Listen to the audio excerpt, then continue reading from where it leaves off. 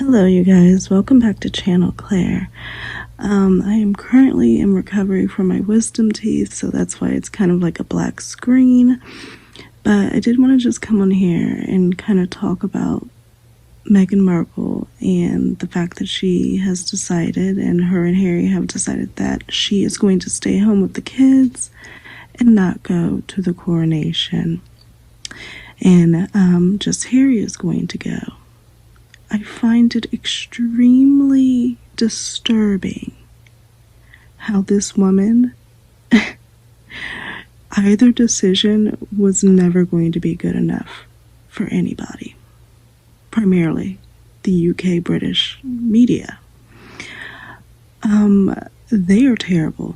They are going crazy. They have lost their everlasting minds.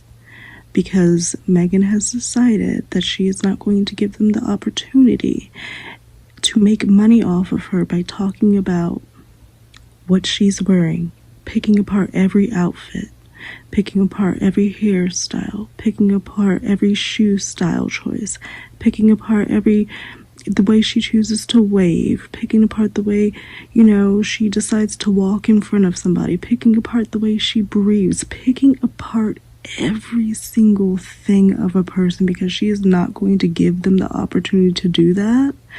They're losing their effing minds, and it's disturbing. Now they're calling her a chicken. They're saying she's afraid. She's frightened. She's too scared to come back. She's a chicken. What? But if she decided to go, it would have been, oh, she's neglecting her children. Oh, she's doing this. She just wants attention.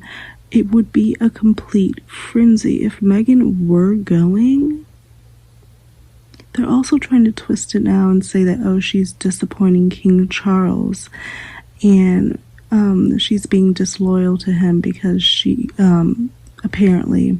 at the wedding, not apparently, but at the wedding, he walked her down the aisle, and now she's not showing up to his big event, and that it's disloyal to him. But do you know that this woman has so much relevance and so much pull, and people are so obsessed with her, that if she would have went, she would have overshadowed the king. She would have overshadowed his coronation. Everything would have been about her. Every single media, and it's probably still going to be about her. Even if she's not there, they're going to make it about her. What Meghan would have wore, where Meghan would have sat, woulda, coulda, shoulda, if she would have been there. That's power. I'm sorry, that's something. If it's not power, this woman has a hold on the media. They are obsessed with her, and I think that it was the best fucking thing that she is not allowing these people to see her, get a glimpse of her, because all they do is use it to bash every single thing about her. And I was on the fence because I did think some stuff was sketchy, but just seeing in this instant how her deciding to stay at home with her kids, even that is not good enough for these people. They didn't want her to go. They were telling her to stay at home. How could you show your face here? You're just gonna get booed. Nobody likes you. And then when she decides not to go, oh my God, how could you? You're letting down the king. What? It's disturbing. Everything gets twisted. So, okay, she wants to stay at home in California to be there for her kids because being a mom is important. And then there's an article that comes out with a list and timeline of dates of events that Meghan went on and Harry went on, and their kids were left at home.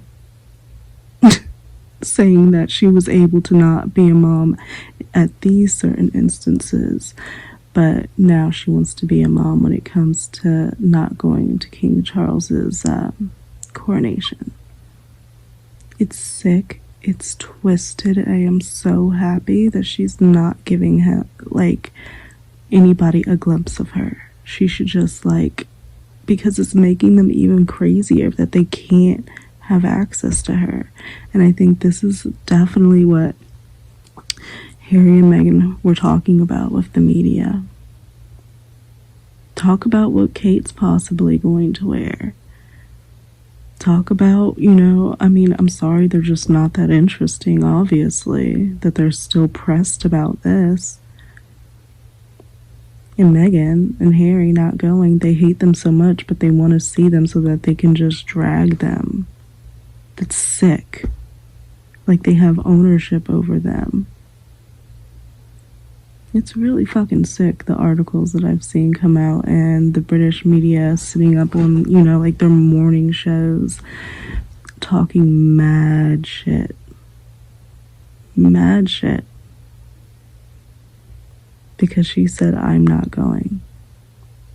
I am not going to give you the opportunity, media, to make a killing off of me, my name, and my likeness. I'm going to sit the fuck at home with my kids and watch it on TV like everybody else, and y'all are going to be salty as fuck that you didn't get the payday that you thought you were going to get. Could y'all imagine if Meghan actually went? The coverage that it would get. It's so sick. Oh my God.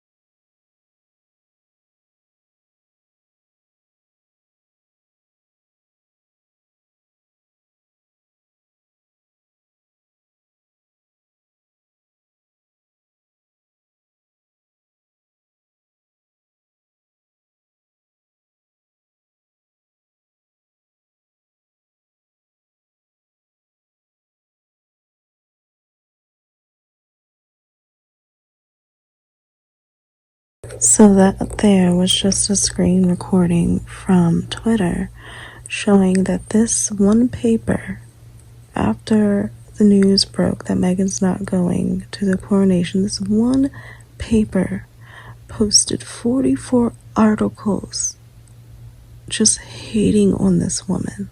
44 in 24 hours. And it's an obsession I've never fucking seen. Like, yes, Diana was like loved and everything like that, and they were like obsessed with her, the media, the British media. But this is just like a torture in her, like they said, like talking about Meghan has become a sport. Talking about her in this way has become like a money-making machine. But if I were Meghan, like on both ends, I would kind of feel like I'm that bitch. Because people talked about, oh, I shouldn't go. But then when I say I don't want to go, all hell breaks loose. Because you can't catch a glimpse. She's badass for that. I'm sorry. That's kind of fucking badass. So I just wanted to get on here because it's kind of disgusting, all the shit I've been seeing. I may link some more screen recordings after this just so you can see for yourselves the complete craziness and flip that the media has done because she's not giving them a payday. Madness.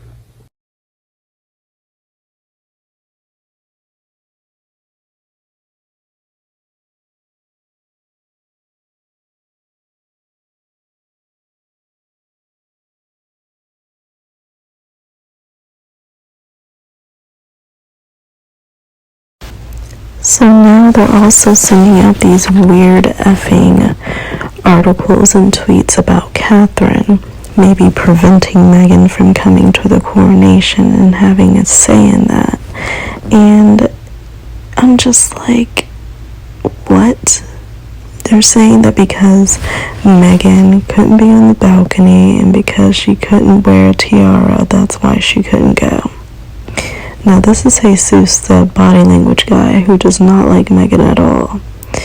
And he claims that Meghan made people that claim that Meghan made a brilliant move not attending the coronation are just cope. Whatever that means. She's just frightened of ridicule. The mere thought of sitting in the 6th row must trigger her anxiety. So much for the strong woman. At least Harry is having the balls to show up. Like, what? So really these people just want her to show up to endure the abuse. Like, they legit think that it's her job to show up and endure all the abuse. The boos, the jeers, the signs, the disrespect from within the family, them probably snubbing her and not wanting to talk to her. She's supposed to endure that. And because she's decided to stay at home with her kids and put her mental health first, that's a problem. It's like, you saw that article I just showed. Oh, Meghan's not giving Harry the emotional support he needs. But what about the emotional support she needs not to be literally picked apart and eaten alive by the media? He's already said he's made the mistake before of, when Meghan was having a bad time, of pushing the fact that they had to go to this event because of the optics and duty and this, that, and the other, and he regrets doing that. I don't think he'd do that again by making his wife go to this coronation where he knows that the likelihood of her being just torn apart is at 1,000%. The woman could literally breathe in the wrong way and it would get talked about. She can turn her head in the wrong way and it will get talked about. Every single thing. It's so weird. And then we get this article about Kate and her family abolishing slavery. Let me pull this up. Hold on. So we get this random article on Kate's ancestor abolishing slavery that literally nobody asked for. Nobody. Like, because Harry and Meghan have implied that the royal family is racist, they have to now release an article saying that in fact Catherine has family members who were intricate in the abolishment of slavery in the US, and that is something that we should know. Like, you guys, the Princess of Wales' great-great-great-great-great-great-aunt, Norfolk-born Harriet Martineau, became known as an American slavery. She was important in the abolition of slavery in the British Empire in 1837 and in the United States in 1865. She became known as the greatest American abolitionist, fighting a lifelong battle to abolish slavery and racism. Wow. They really had somebody dig this shit up. That's like saying, oh, I'm not racist, I can't be racist, I have a black boyfriend, oh, I can't be racist because my great-great-great-great-great-great-great-great-great-great-great abolished slavery, or was intricate in abolishing slavery. I just find this to be the most random of articles. It's so fucking random. And I guess this is supposed to be a portrait of her. And Charles Darwin, who was attracted to her brain power, apparently said she was ugly. What it says here, Martineau pictured was instrumental in helping 2 slaves from Georgia who had managed to flee the state in disguise. Wow. So as you can see, the British media just does not play fair. Meghan was damned if she did, damned if she didn't. either way, it was going to be an issue. But I definitely think the media would have had a fucking field day if she had made the decision to go. They would have ripped her to shreds even more so than what they are now. I don't even know how that's fucking possible.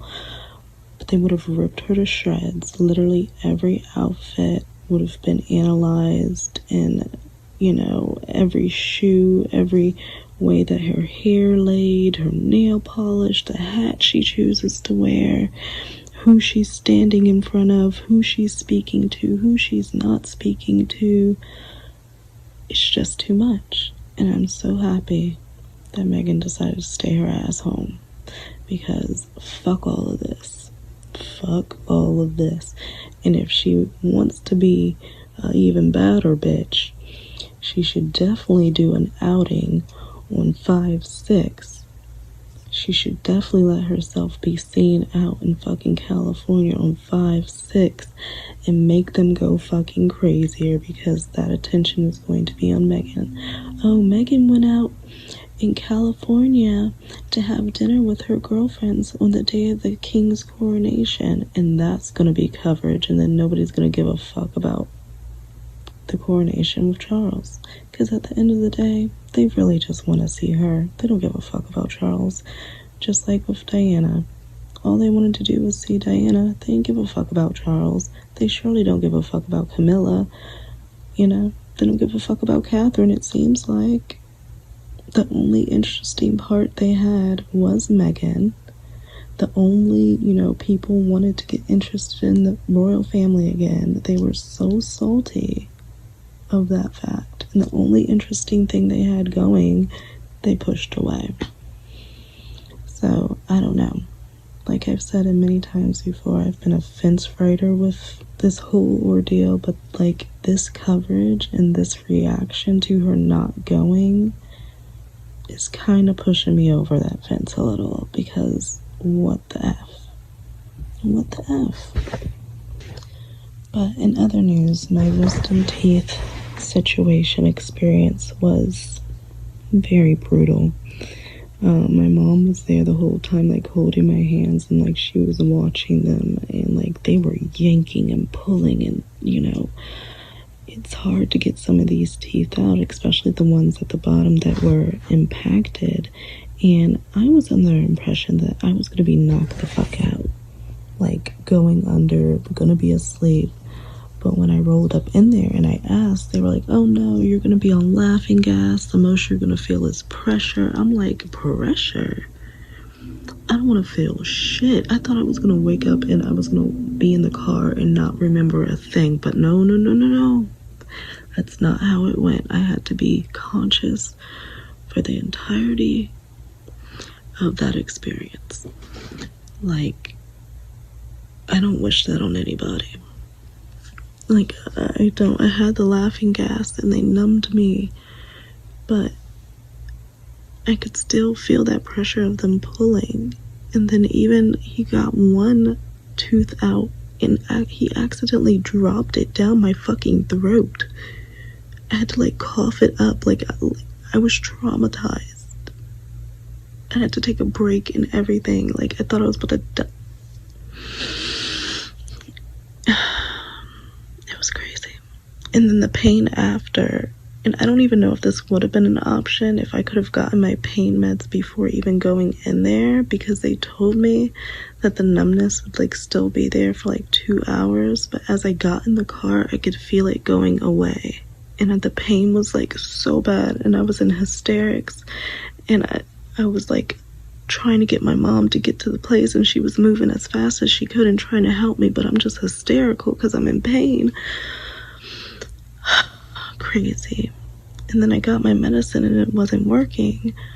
So then I called the doctors and they're like, oh, they can give you Percocet. And I'm thinking in my head, I don't want to take fucking Percocet.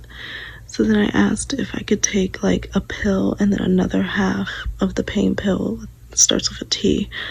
And they said I could do that, and that's helped. So I've been taking a pill and a half of my pain meds every 6 hours, but it's just like, that experience was not fucking cool. And I'm so glad I don't ever have to do that shit again. And they ended up pulling 4 of my wisdom teeth, and then 1 tooth that was like fucked up because my wisdom teeth were coming in. So a total of 5 fucking teeth. But I'm able to talk, obviously. It's just a little sore. But when the medicine is like in full effect, it's fine. I'm just like a little sleepy and stuff. But I can't wait to be able to eat regular food. I've been having like applesauce and like potato salad and chicken salad, yogurt, pudding, mushy stuff. Just want a real meal.